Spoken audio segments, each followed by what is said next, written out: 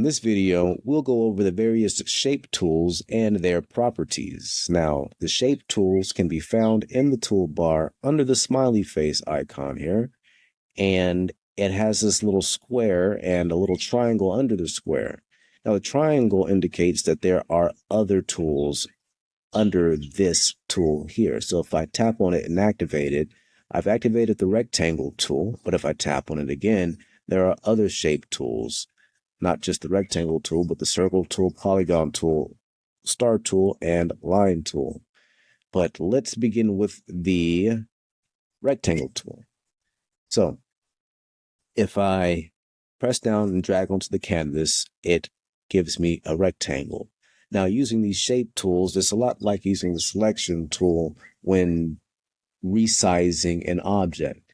You have the ability to constrain the proportions or the ratio as you're dragging. So if I start dragging and I press down on the shift key, it constrains it to a square. If you're using a touch screen, you can use the 2-finger method where you have one finger to resize and the other finger pressing down on the canvas to get the same thing. Then you also have the actions down here in the action menu for constrain and scale from center. So if I have both of these turned on and I start dragging on the canvas, it's going to constrain and scale from center a new rectangle onto the canvas.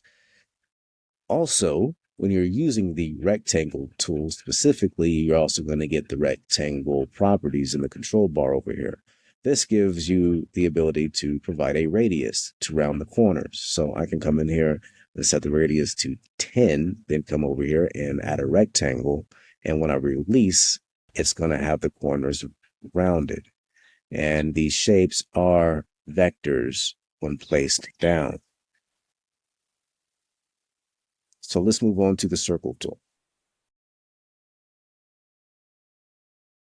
Now, the circle tool has no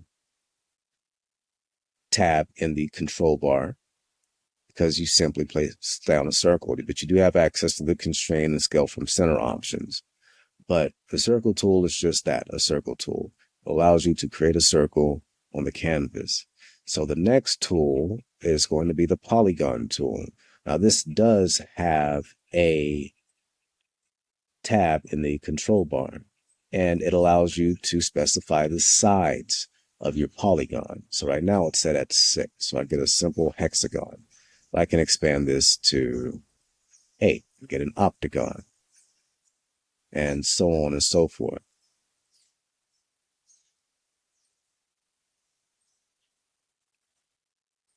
Three for a triangle.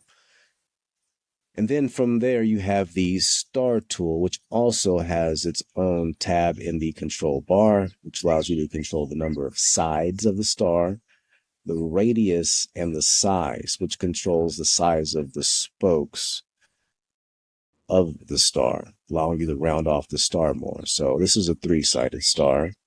We change it to a 5-sided star. And then I'm going to increase the radius a little bit. You're going to see it's the spokes are not so long. So that's the star tool. And then lastly, you have the line tool. And the line tool is just that, a line tool. Lets you add lines onto the canvas. So those are the shape tools in a nutshell.